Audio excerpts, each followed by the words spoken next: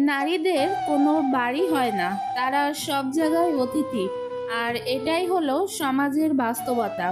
আমাদের সমাজে জন্ম থেকে মৃত্যু পর্যন্ত একজন নারী যেন কোথাও পুরোপুরি নিজের বলে কিছু পায় না।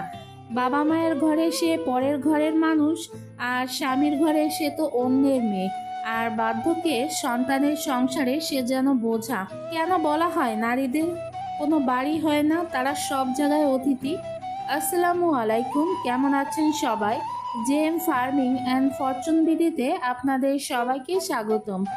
আজকে আরেকটি নতুন ব্লগ নিয়ে আপনাদের মাঝে হাজির হলাম। আশা করি পুরো ভিডিওটি আমার সাথেই থাকবেন। আর এখনো পর্যন্ত আমার চ্যানেলে যারা নতুন, অবশ্যই চ্যানেলটি সাবস্ক্রাইব করে দিবেন। একজন মেয়ে যখন জন্মায় তখন বাবা মা তাকে অনেক ভালোবাসে, আদর যত্ন করে বড় করে। কিন্তু ছোটবেলা থেকে একটা কথা শুনে শুনে বড় হতে হয়, মেয়ে তো পরের বাড়ির ধন, অর্থাৎ মেয়েকে একদিন পরের বাড়িতেই চলে যেতে হবে। সমাজের বেশিরভাগ পরিবারে ছেলেকে বাড়ির উত্তরাধিকার করা হয়, আর মেয়েদেরকে শৈশব থেকেই বোঝানো হয় তাদের জন্য স্থায়ী আশ্রয় হচ্ছে পরের বাড়ি। অনেক সময় দেখা যায় বাবা মা মারা যাওয়ার পর ভাইয়েরা বোনেদের সম্পত্তি অংশ নিতে চায়, কারণ তারা মনে করে মেয়ে তো স্বামীর বাড়িতে চলে গেছে, তার বাড়ি তো সেখানেই, তার এখানে আর কোনো অধিকার নেই। বছর শেষে আসবে, ভালো মন্দ খাবে, চলে যাবে। এখানে মেয়েদের সম্পত্তি নেওয়ার কি দরকার? তারা তো শ্বশুর বাড়িতে সম্পত্তি পাবে। অথচ আইন অনুযায়ী মেয়েদের কিন্তু একটা অধিকারের কথা বলা হয়েছে, এবং ধর্মীয় দৃষ্টিতেও মেয়েদের বাবার বাড়িতে অধিকার আছে, কিন্তু এই অধিকারটা তারা কিন্তু কখনোই পায় না। আর বিয়ের পর মেয়েরা স্বামীর বাড়িতে যায়, কিন্তু সেখানে আসলে সে কতটুকু নিজের জায়গা করতে পায়? আপনাদের কাছে প্রশ্ন, আপনারা কি পেরেছেন আদৌ শ্বশুর বাড়িতে একটা জায়গা করে নিতে? অনেক পরিবারে মেয়েদেরকে বলা হয় এটা তোমার বাবার বাড়ি নয়, আমাদের বাড়ি, এখানে চলতে হলে আমাদের নিয়ম মেনে আমাদের মতো করেই চলতে হবে। একজন নারী হয়তো 20-30 বছর ধরে শ্বশুর বাড়িতে সংসার করছে, কিন্তু যদি স্বামী মারা যায় বা কোনো কারণে সম্পর্ক ভেঙে যায়, তখন সে কোথায় যাবে?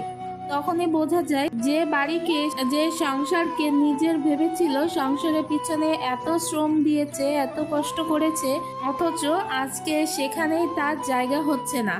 অনেক ক্ষেত্রে শ্বশুরবাড়ির লোকেরা মেয়েকে বাড়ি থেকে বের করে দেয়, আর সে বাধ্য হয় বাবার বাড়িতে ফিরে যেতে।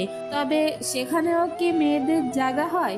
একাই জীবনযাপন করতে হয়, মানুষের বিভিন্ন রকম কথা শুনে বিভিন্ন রকম পরিস্থিতি তাকে মোকাবেলা করতে হয়। আসলে এই জিনিসগুলো কেন হয়? আবার অনেক নারীরা স্বামী মারা যাওয়ার পর সন্তানের বাড়িতে থাকতে চলে যান, কিন্তু বাস্তবতা হলো অনেক সন্তানই তাদের মাকে বোঝা মনে করে। কেউ দায়িত্ব নেয় না, কেউ মুখ ফিরিয়ে নেয়, ফলে শেষ বয়সে নারী অনেকেই বৃদ্ধাশ্রমে চলে যেতে বাধ্য হয়। আজকাল বৃদ্ধাশ্রমের সংখ্যাও বাড়ছে।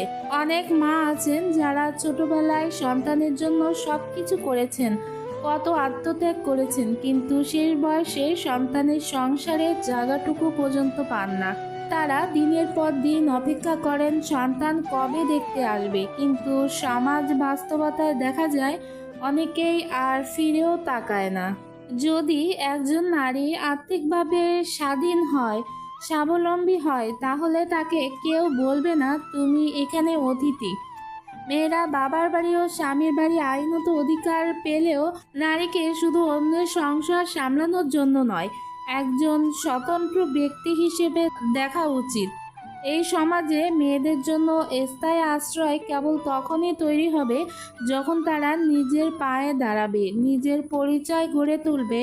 তাহলে আর কেউ বলতে পারবে না নারীদের কোনো বাড়ি হয় না, বরং তারা বলতে পারবে এটাই আমার ঘর। কথায় কথায় অনেক কথাই বলে ফেললাম, তো আজকের মতো এই পর্যন্তই। সবাই ভালো থাকবেন, সুস্থ থাকবেন, নিজেদের যত্ন নেবেন। আল্লাহ হাফেজ।